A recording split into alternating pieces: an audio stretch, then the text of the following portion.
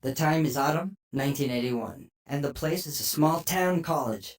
Imogene, an English major, has a conference scheduled with Dr. Jaffe, her advisor, to discuss her senior thesis. She pokes her head into his office and offers a nervous smile. He tells her to come in and sit down. So Imogene, I assume you're here to discuss your senior thesis. It seems you're behind schedule. I guess technically I haven't met the exact milestones that we discussed. But I feel like, once I decide on a topic, I'll be able to get going.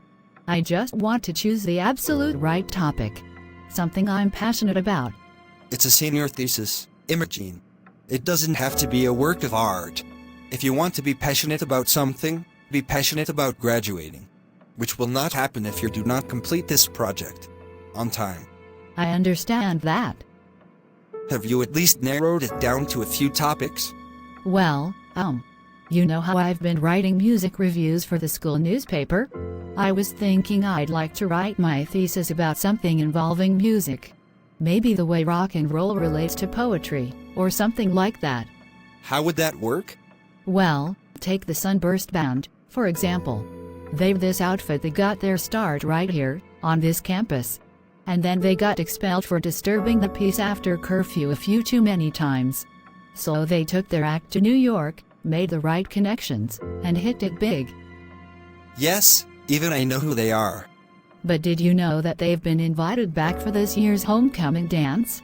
My roommate, Sara Murphy, happens to be the younger sister of the lead singer, Jake Murphy. She's getting ready as we speak to drive her van to New York to pick them up. How fascinating. I guess you're hoping your roommate will introduce you to them. That would be great, of course. But I would mostly be analyzing their music, not their personalities. I'd study their evolution over 3 albums. From totally unabashed rock music to, I guess you'd say, something more lyrical. The band has been evolving ever since it hit the big city and Jake began his songwriting collaboration with Byron Robarts, who is more than just a musician based in New York. He's a folk rock legend. I haven't been living in a cave, Imogene. I like popular music just as much as the next person. But to call it poetry, I think is a bit of a stretch. Don't you agree? It's an avant-garde style of poetry, suited to our turbulent times. It's a very timely topic, if you think about it. It's a convoluted topic. I can't dictate what you write about, but as your advisor I am here to guide you in the direction of success. I strongly suggest you choose something more manageable. If you're interested in poetry, choose a poet and delve into his work. I see your point. But I still think my idea has possibilities. You could even study me, if you're interested. I've published a volume of my own poetry, independently. There's a copy in the library. Why don't you check it out?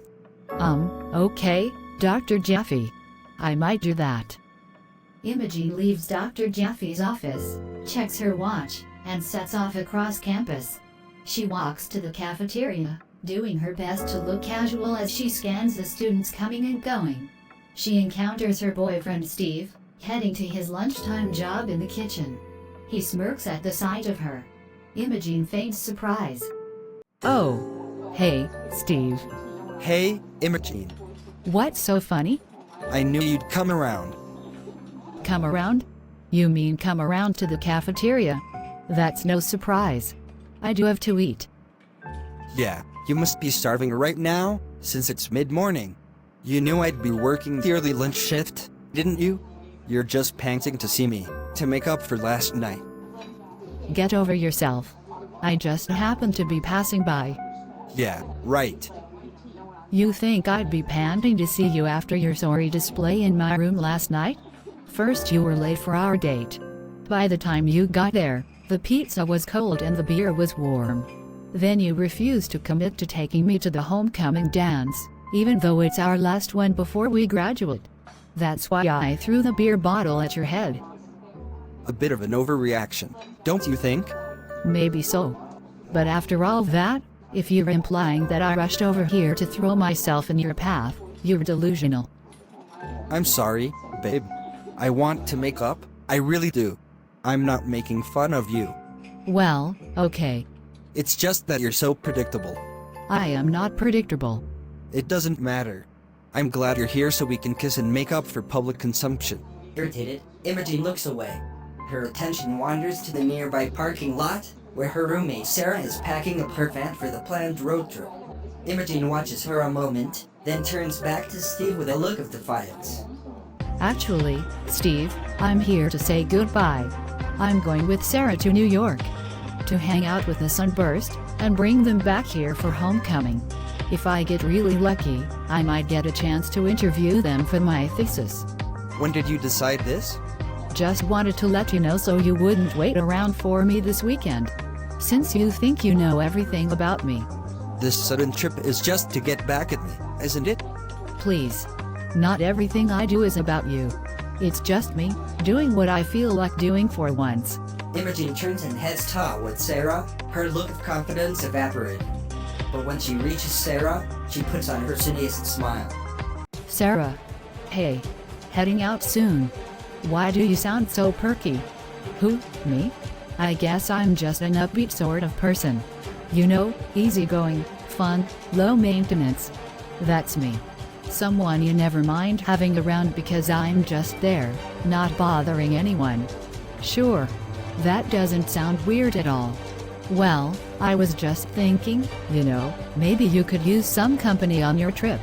And plus you might need an extra pair of hands to carry equipment and stuff. Or someone to trade off driving duties? I'm an excellent driver. I hadn't really planned on bringing anyone along. The thing is, you'd really be doing me a favor, because I'm desperate to find an interesting topic for my senior thesis. I was thinking maybe I could write something about the influence of poetry on rock music. This would be a great research trip for me. Not a strong argument, Imogene. Homework is the last thing I want to think about on this trip. Of course. But you wouldn't have to think about it yourself. I wouldn't be talking about it all the time. Just, observing. Like lurking? Not in a creepy way. I'll be on my best behavior, I promise. That's not really a selling point either, Okay. I guess I don't need to be on my best behavior. Yeah, whatever. The thing is, my brother doesn't know you. The band doesn't know you. It's kind of a delicate situation, and it needs to be handled with a certain finesse.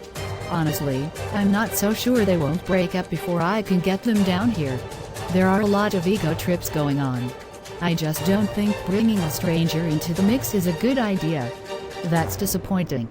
You're not going to cry, are you? No, I get it.